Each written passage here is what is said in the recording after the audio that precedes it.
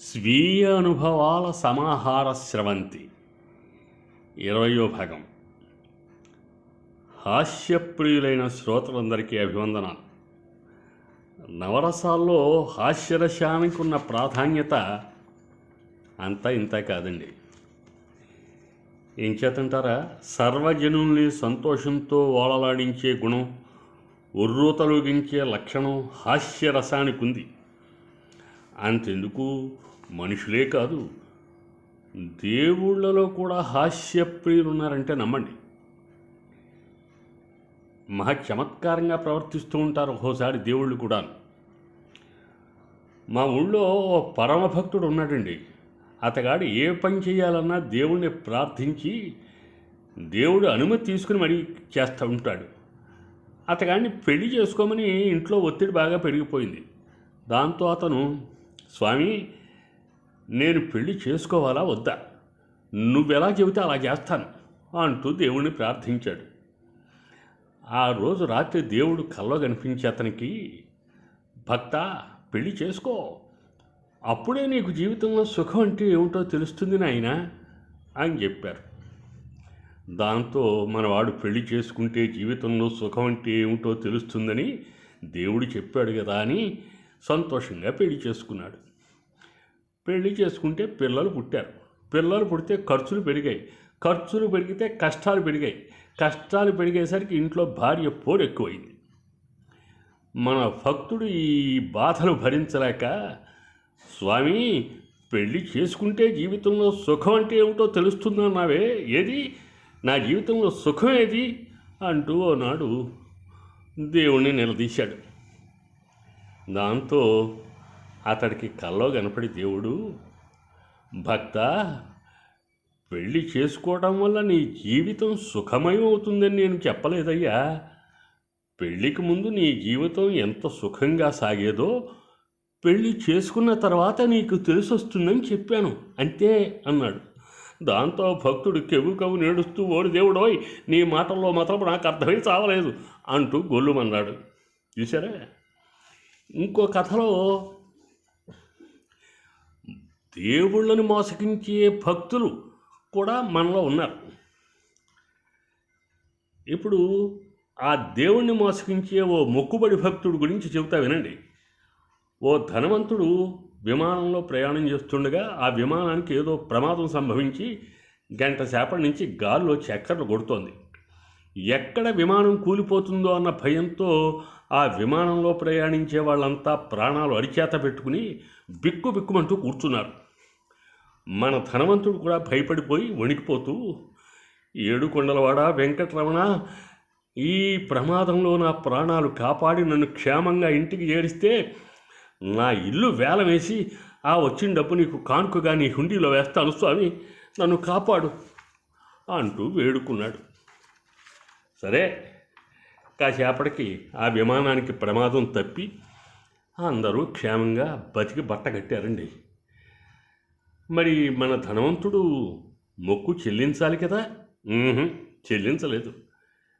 ఎందుకుడా ఏడుస్తున్నావంటే ఎగ్గొట్టడానికి అన్నట్టు మనవాడు ఏమంటాడంటే, దేవుడు నన్ను ఒక్కడే కాపాడుంటే మొక్కు చెల్లించేవాడిని, నాతో పాటు 200 మందిని కాపాడాడు, వాళ్ళందరూ దేవుడికి ఏమీ మొక్కుకోలేదు, వాళ్ళందరి కోసం నేనొక్కడినే ఎందుకు నష్టపోవాలి?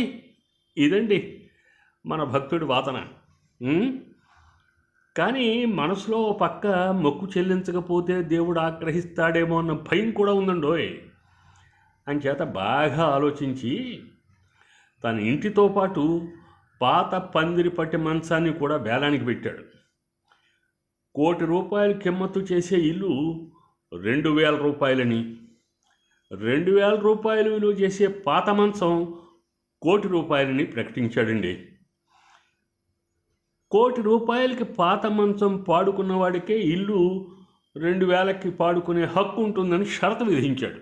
చూశారా తెలివితేటలు? మనవాడి తెలివితేటలకి అందరూ అర్థం కాక అఘోరించారు. సరే, మొత్తం మీద ఇల్లు వస్తుంది, ఆ మంచం వస్తుంది కదా, మంచం ₹1,00,00,000 అయితే ఏమిటి, ఇల్లు 2,000 అయితే ఏమిటి, ₹1,00,00,000 ఇల్లు వస్తుంది కదా మంచం అని చెప్పి మంచం ఇల్లు రెండు తీసేసుకున్నాడు, ఎవడో పాడుకున్నాడు.